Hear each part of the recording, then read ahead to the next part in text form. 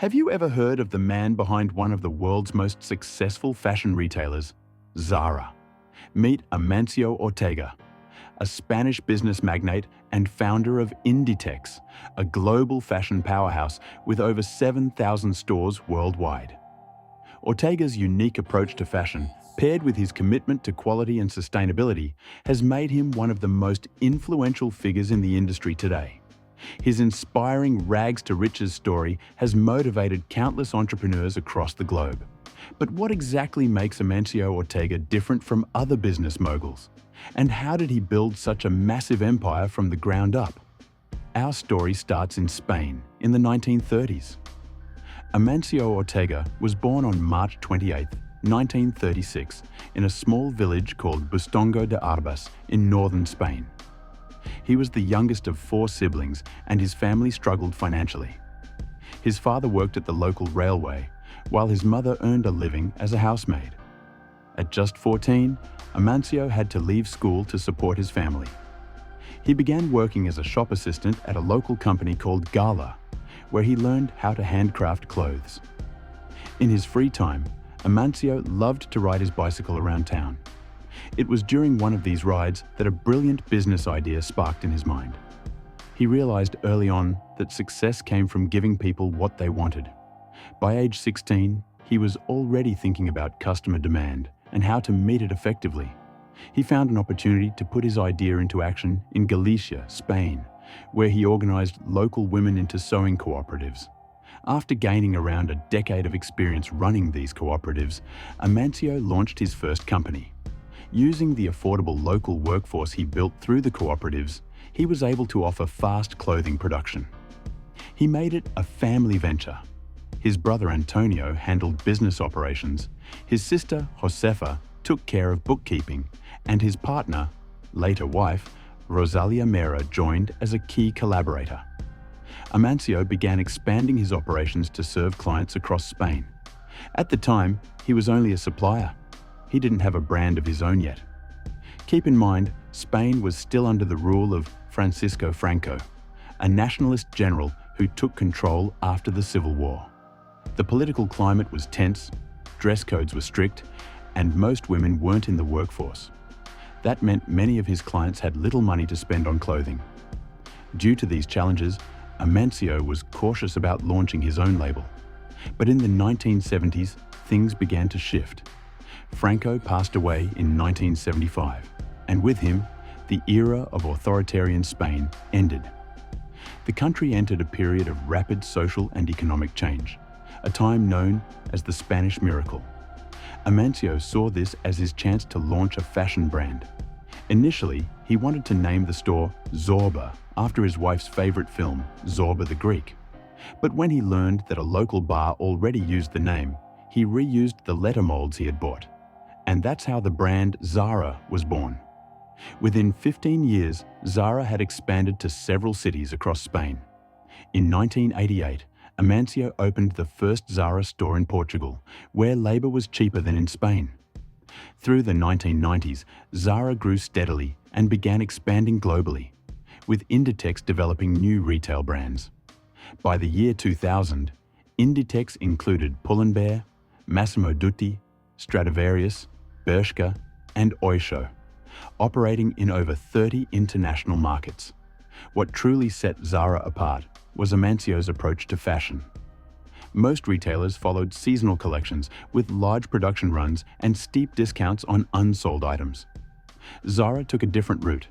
The company launched new designs year-round and produced them in small batches, removing the need for clearance sales. This model resonated with customers who quickly learned that if they saw something they liked, they had to act fast. Because Zara produced limited quantities, customers felt their clothes were more unique than the mass-market alternatives. It also encouraged frequent store visits, with new collections appearing constantly. And since Amancio controlled every part of the process, from production to the storefront, new designs could hit the shelves in as little as 2 weeks. That speed and innovation made Zara a runaway success. This unique model became the backbone of Amancio's business empire. Zara became a pioneer of fast fashion, delivering exactly what customers wanted: fast. To give you an idea, Zara releases around 12,000 new designs every year and updates stock twice weekly. One rule from the 1970s still stands. All new orders must arrive in stores within 48 hours. Zara's factories are like clockwork. Designers and sales analysts work side by side in open-plan offices. Designers typically produce 3 concepts per day. Pattern makers and analysts select one from each set, and commercial teams curate collections based on reports from local store managers. The entire Zara system revolves around customer demand. Every employee is tuned into shoppers' styles, preferences, and feedback. This customer-centric, fast-moving system helped Amancio create a sustainable fashion empire. Today, Inditex operates more than 7,200 stores and employs over 170,000 people worldwide. Another thing that makes Inditex different? They don't simply reproduce bestsellers. Instead, they tweak and release variations, so customers don't end up dressed exactly like someone else. Pretty thoughtful, right? Loyal Zara shoppers know the best times to shop new collections and look out for sales and promos. For Zara, clothing deliveries arrive on Sundays and Thursdays, while shoes come in on Tuesdays and Fridays. Other Inditex brands follow their own delivery schedules. Zara has plenty of celebrity fans too, including Queen Letizia of Spain, Michelle Obama, the Duchess of Cambridge, Mary Berry, Alexa Chung, and Olivia Palermo. The brand's popularity even led fashion blogger Garance Doré to coin the term Zaragasm, describing the rush of excitement from browsing Zara's ever-changing collection. The brand's innovative model and efficiency make it tough for competitors to keep up. But Ortega's wealth isn't limited to fashion. He also has investments in banking, gas, tourism, and global real estate. In fact, many Zara stores rent space from Ortega himself. In 2011, he outbid Tishman Speyer, the owner of Tower Place, Rockefeller Center, and the Chrysler Building, to acquire the 43-story Picasso Tower for $556 million. In 2014, he invested another $60 million in Barcelona real estate, following a $105 million purchase that included Apple's flagship store. Between late 2013 and early 2014 alone, he poured $1 billion into real estate. Today, his portfolio is worth an estimated $10 billion. Beyond business, Ortega is also deeply committed to philanthropy. Alongside his first wife, Rosalia Mera, he founded the Paideia Foundation in 1986, helping people with physical and mental disabilities receive quality education and training. The foundation has earned numerous awards. Later, in 2001, he launched another nonprofit, the Amancio Ortega Foundation. Today, Ortega is worth nearly $123 billion, ranking him as the 10th richest person on Earth. Since launching Zara in 1975, Ortega has transformed the retail industry with his speed-driven model, what we now call fast fashion.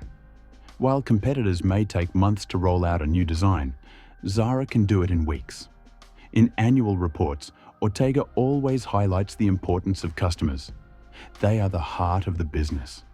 Instead of relying solely on fashion shows, Zara listens to its shoppers and watches influencers and bloggers. Innovation and humility drive Ortega's success. Even today, at over 80 years old, he still shows up to the office regularly, working alongside his employees.